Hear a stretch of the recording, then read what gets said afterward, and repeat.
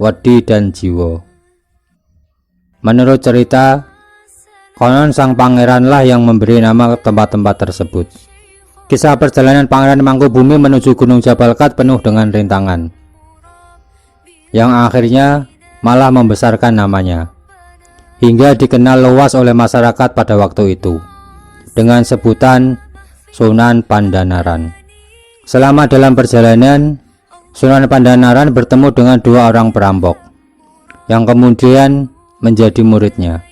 Setelah menjadi murid Sunan Pandanaran, mereka berdua lebih dikenal dengan nama Syekh Domba dan Syekh Kewel. Setelah sampai di Gunung Jabal Qad, Sunan Pandanaran mensiarkan agama Islam ke seluruh penjuru Jawa, khususnya daerah Tembayat. Oleh karena itu, beliau juga dikenal sebagai Sunan Tembayat atau Sunan Bayat. Makam Sunan Gribik. Makam Sunan Gribik atau Ki Ageng Gribik berada di Dukuh Jatinom, Desa Jatinom, Kecamatan Jatinom, Kabupaten Klaten. Ki Ageng Gribik bernama asli Wasibagno Timur. Beliau dikenal masih keturunan dari Raja Majapahit Brawijaya kelima. Tradisi saparan di Jatinom dihelat dengan beberapa rangkaian acara, dan puncaknya yakni dengan penyebaran kue apem.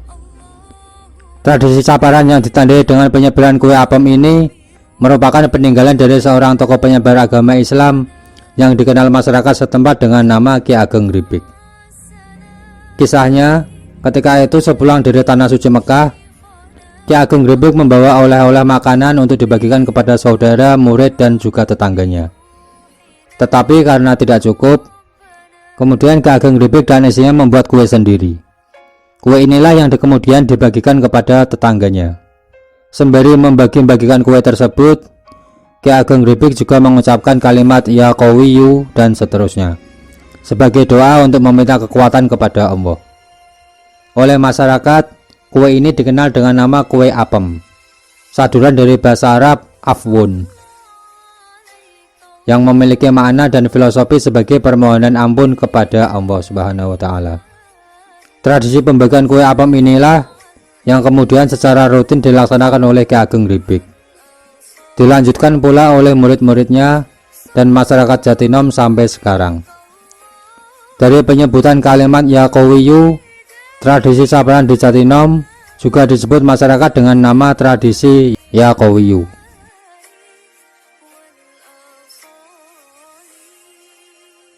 Makam Kiai Haji Muhammad Mansur. Makam Kiai Haji Muhammad Mansur atau yang kerap disapa dengan panggilan Mbah Mansur berada di Dusun Popongan, Desa Tegal Gondo, Kecamatan Wonosari, Kabupaten Klaten. Beliau adalah anak pertama dari 3 bersaudara, dari Syekh Muhammad Abdul Hadi Girikusumo, Meranggen, Demak. Saudara-saudara beliau diantaranya adalah Mbah Sirajuddin dan Mbah Zahid. Mbah Mansur bersama kedua saudaranya menjadi guru Thorekoh Naksabandiyah. Mbah Sirajuddin dan Mbah Zahid mengembangkan Thorekoh di Girikusumo, meneruskan tugas Mbah Hadi. Sedangkan Mbah Mansur mengembangkan Thorekoh di Karisedanan, Surakarta, dan menjadi pendiri Pondok Pesantren Popongan. Nasab beliau sampai kepada Sunan Bayat.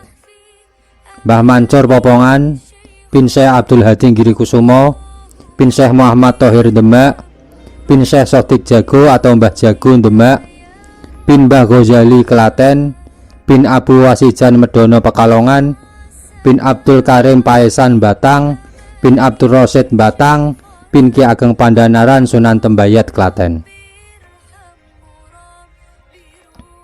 Di antara santri atau murid Thorekoh Naksabandiyah Kholidiyah Mbah Mansur, banyak yang masyhur dan terkenal sebagai seorang waliullah, seperti Mbah Munawir Krapiak Jogja, Mbah Arwani Amin Kudus, Mbah Abdul Mi'raj Candisari Semarang, Mbah Umar Abdul Manan Mangkuyudan Surakarta, Mbah Rukyat Kaliwungu Kendal, dan Mbah Salman Dahlawi Popongan Klaten. Setelah Mbah Mansur wafat pada tahun 1955, estafet kepemimpinan pesantren dan Thorekoh diteruskan oleh cucunya, yaitu Mbah Salman Dahlawi.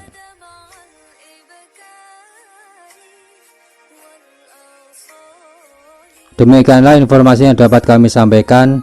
Kurang lebihnya mohon maaf. Jangan lupa tekan tombol subscribe. Semoga bermanfaat. Terima kasih. Wassalamualaikum warahmatullahi wabarakatuh.